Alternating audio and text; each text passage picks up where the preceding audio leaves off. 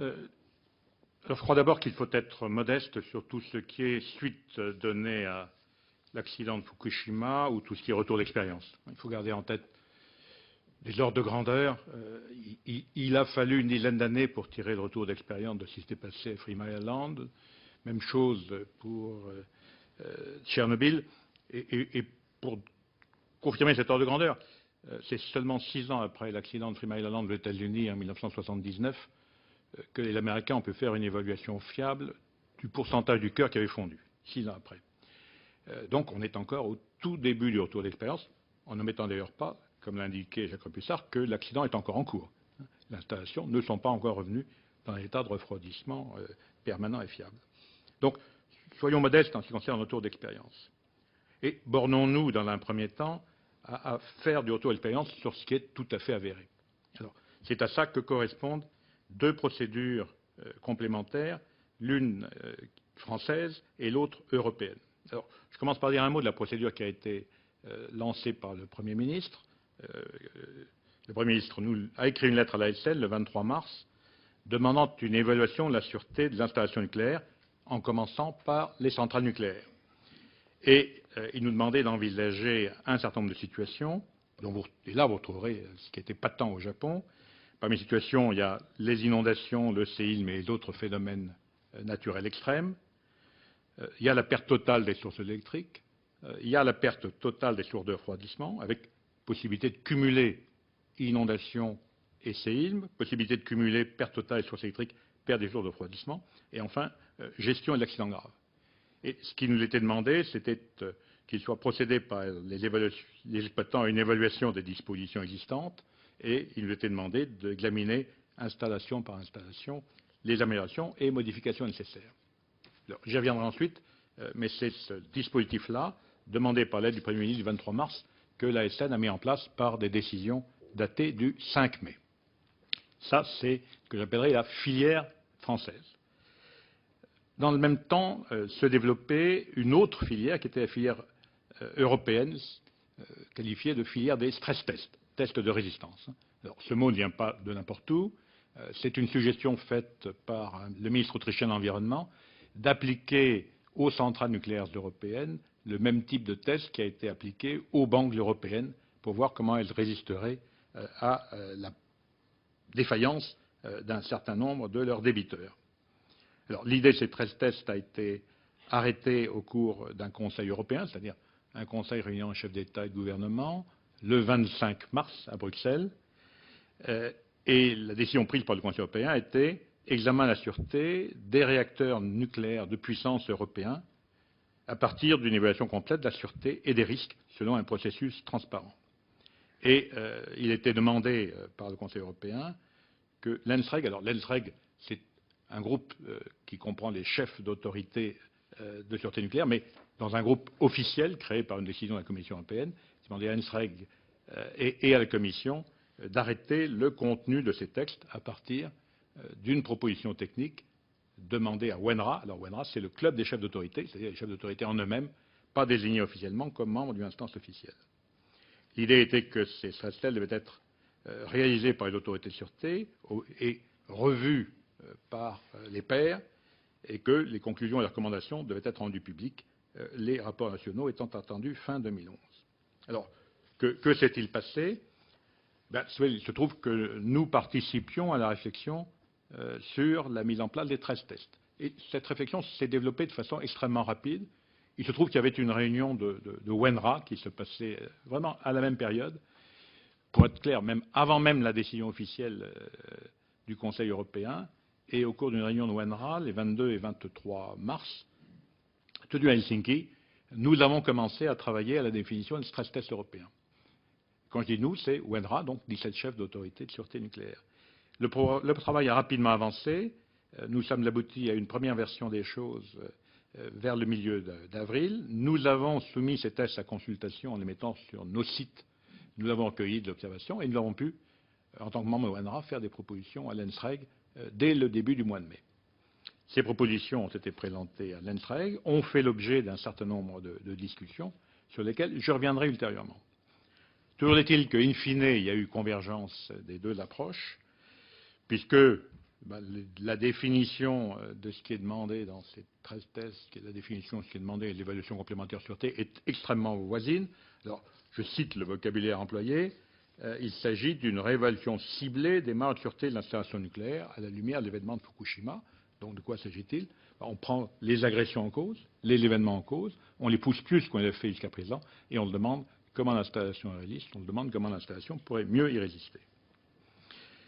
Alors, il existe malgré tout deux différences entre les stress tests européens et les évaluations complémentaires de sûreté françaises.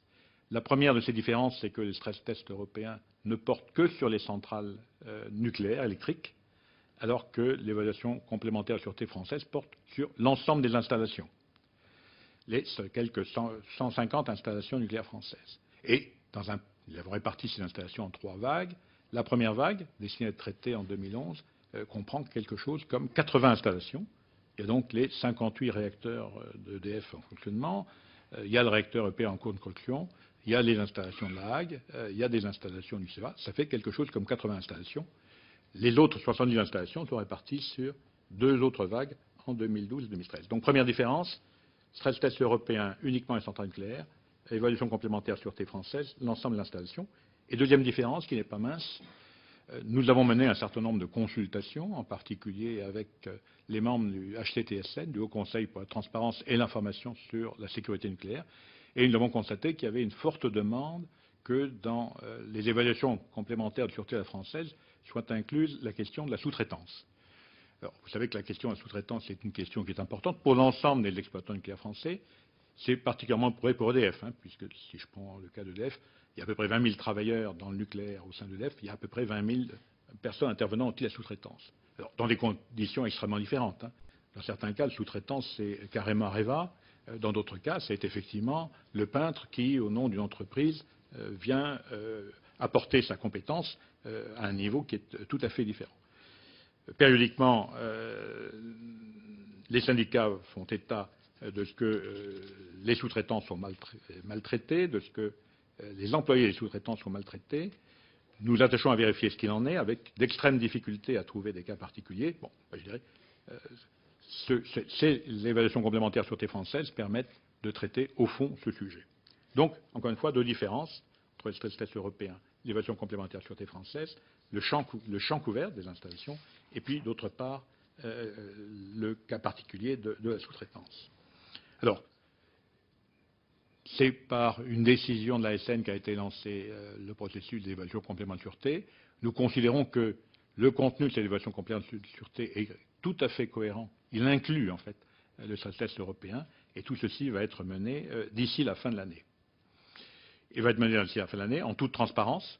C'est une des conditions. Donc, nous regardons comment associer l'ensemble des parties prenantes, et il va être conçu de façon à organiser des revues par les pairs tout au long du processus et en fin de processus. Alors, je crois qu'il faut être conscient du fait que c'est de la première étape d'un long processus. Encore une fois, ce n'est pas des études menées en un an ou à peu près qui épuisent le sujet. Nous sommes efforçons, c'est de faire la synthèse entre les demandes françaises et européennes. Nous nous efforçons de faire ça dans un esprit d'ouverture et en consultant les parties prenantes. Mais je voudrais rajouter un point, alors, qui correspond non pas à un sentiment profond, c'est qu'il a été manqué dans cette affaire des stress tests européens une belle occasion de faire progresser l'Europe et la perception de l'Europe. Au fond, dans quelle situation nous trouvions-nous? WANRA et ses 17 chefs d'autorité avaient proposé dans des temps records un contenu des tests. Dans des temps records, ce contenu a été transmis à l'ENSREG. Assez rapidement, en discussion entre l'ENSREG et la Commission, il est apparu que sur les 27 membres de l'ENSREG, les 27 pays, 25 étaient en faveur de l'approbation pure et simple de ce que WANRA proposait. Et il y a eu 3 opposants, qui étaient l'Autriche, l'Allemagne et la Commission. Alors, pas du tout pour des motifs tenant à la qualité de ce que proposait WANRA, mais pour des motifs tenant au fait que les 3 pays en cause, enfin 2 pays en cause, la Commission insistait pour mêler à ce processus, qui était un processus touchant à la sûreté, des considérations touchant à la sécurité et au terrorisme. Alors nous l'avons représenté plusieurs fois, ces 2 pays et la Commission, que le terrorisme, d'une part, était traité d'une certaine façon par les 13 tests ou par les évaluations complémentaires de sûreté. quand on analyse les conséquences d'une perte totale du refroidissement, quand on analyse les conséquences d'une perte totale de l'alimentation électrique, quand on analyse les conséquences d'une perte totale cumulée de ces deux éléments, il est évident qu'on traite une bonne partie des conséquences des actes de terrorisme. Nous avons également dit qu'il était difficile d'imaginer traiter le terrorisme avec la même transparence que celle avec laquelle les affaires de sûreté sont traitées. Nous avons dit également que ce n'était pas du tout dans les conclusions du Conseil européen. Bon, tout ceci n'a pas convaincu et il y a eu, de la part des deux pays en cause et de la Commission, un combat de retardement qui a duré presque 3 semaines. In fine, les tests, stress tests européens ont été approuvés dans l'état où ils se trouvaient à la fin de la réunion où on avait constaté une prise de position favorable de 25 pays sur 27. Donc, perte de temps et surtout, je pense que les polémiques qui ont été nourries par une des deux parties ont donné une image tout à fait déplorable de la construction européenne. Donc, je le déplore.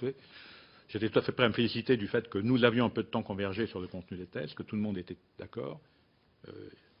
C'est malheureusement absolument pas l'image qui en est sortie. Je termine par deux considérations. Quelque chose qui montre bien que WENRA, NSREG, l'Europe ont l'influence.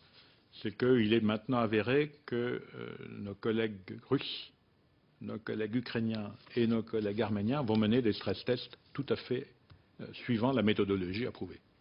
Et ça, je dirais, c'est une bonne nouvelle. Ça veut dire que les pays en cause poursuivent une tentative d'arrimage vers ou sur le vaisseau européen. C'est tout à fait majeur.